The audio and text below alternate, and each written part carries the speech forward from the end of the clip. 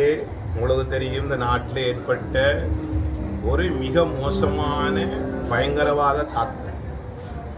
இந்த தாக்குதலின் பின்னணியிலே யார் யார் இருக்கிறார்கள் என்பது தொடர்பான இன்வெஸ்டிகேஷன் நடந்து கொண்டிருந்தாலும் அது இன்னும் முழுமை பெறாத ஒரு சூழலிலே ஒவ்வொருவரும் ஒவ்வொரு கருத்துக்களை தெரிவித்துக் கொண்டிருக்கும் பொழுது முன்னாள் ஜனாதிபதி, அவர் ஒரு சாதாரண ஆளும் இல்லை, இரண்டாவது ஒரு ஜனாதிபதியா இந்த நாட்டில் இருந்தவர், பொறுப்பு வாய்ந்த பதவியில் இருந்தவர், அவர் இப்பொழுது கூறியிருக்கிறார் தனக்கு இதோட சம்பந்தப்பட்டவர்களை தெரியுமா.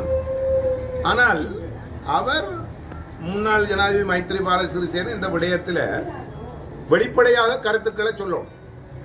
சும்மா முன்னுக்கு பின் முரண்பாடாக ஆகிறது.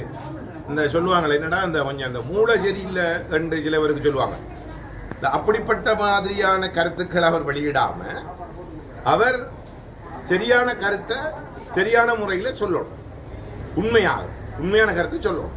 வர இருக்கிற பாராளுமன்ற அமர்வு நான் நினைக்கின்றேன் இவருடைய கருத்துக்கள் தொடர்பாக எதிர்க்கட்சி விவாதத்துக்கு எடுத்திருக்கிறார். நாங்களும் அதில் பேசியிருக்கோம். என்றால் இதை ஒரு சர்வ சாதாரணமாகவும் விட முடியாது. இது ஒரு கிட்டத்தட்ட 500க்கும் மேற்பட்ட மக்கள் பலிக்கிடாக்காக்கப்பட்டிருக்கிறார். இன்னும் பல ஆயிரக்கணக்கான மக்கள் அந்த வடுக்களோடு வாழ்கிறார்கள். இது சாதாரண விஷயம் இல்லை. இது மிக மோசமான கொடூரமான ஒரு தாக்குதல். ஆகவே இதுல யாரும் தப்பித்துக் கொள்ள முடியாது. இதுல சாதாரண அப்பாவிகளை அல்லது சம்பந்தப்படாதவர்களை கொண்டு முன்னுக்கு தள்ளிட்டு அல்லது பின்னுக்கு வேலை செஞ்ச சூத்திரதாரிகளோ அல்லது மெயினான ஆட்களோ பிரதானமாக இருந்தாக்களோ தப்புன்றதை ஏற்றுக்கொள்ள முடியாது. அதே மைத்ரிபால சிறிசேன அவர்கள் நான் நினைக்கிறேன் வருகிற பாராளுமன்ற அமர்வுகளில் அதை வெளிப்படுத்தோடும். அதே நேரத்தில் அவர் நீதிமன்ற நீதிபதிகளிடம் தான் சொல்ல முடியும். அப்பதான் தனக்கு பாதுகாப்பு இருக்கும் என்ற கருத்தையும் அவர் சொல்லியிருக்கிறார். ஆகவே இவை எல்லாம் கால இழுத்தடிப்பு இல்லாமல் விரைவாக நடைபெற்று முடிய வேண்டும். குற்றம் செய்தவர்கள் யாரா இருந்தாலும் அவர்கள் சட்டத்தை முன் நிறுத்தப்பட்டு அவர்களுக்குரிய தண்டனை வழங்கப்பட வேண்டும். அதில் நாங்கள் மிகவும் உறுதியாக இருக்கின்றோம். உங்களுக்கு தெரியும் இன்றைக்கு ஏப்ரல் 16ஆம் தேதி இன்னும் 4-5 நாட்கள்ல நாங்கள் அந்த நினைவு தினத்தை கொண்டாட இருக்கின்றோம். இவ்வாறான சூழல்ல இந்த மக்களுக்கு நீதி கிடைக்க வேண்டும் என்பது எங்களுடைய எதிர்பார்ப்பு.